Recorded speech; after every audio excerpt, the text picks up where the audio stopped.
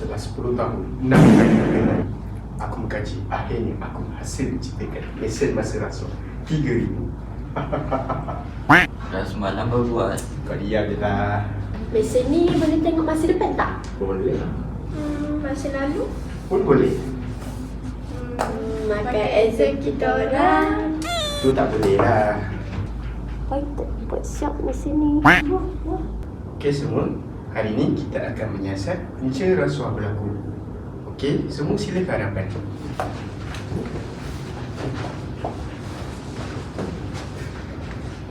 Okey, semua dah ready? Ready.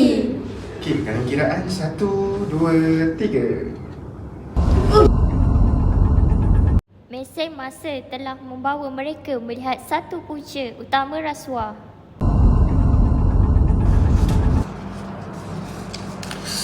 Duit.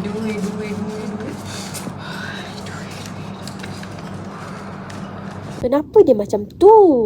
Dia sudah mempunyai banyak harta tetapi masih tidak berpuas hati. Kenapa tak cukup lagi? Ya weh. Sebab aku nak lebih. Kalau aku ada 100, aku nak 1,000. Kalau aku ada 1,000, aku nak 10,000. Bukankah kau dah hidup selesa? Kisah pula aku.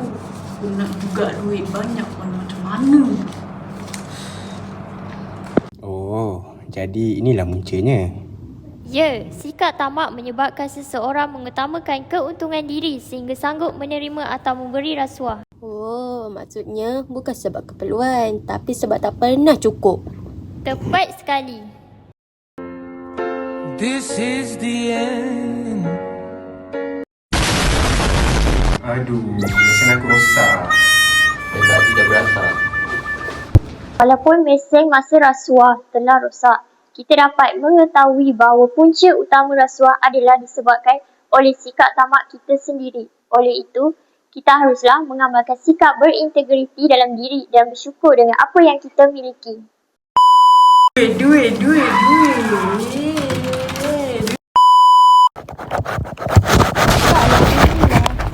Apa Ada orang belakang. Kau buat kot. Sikit. Sebab tak. Mesin masa rasuah 3,000. Gelap kau mana? Alah.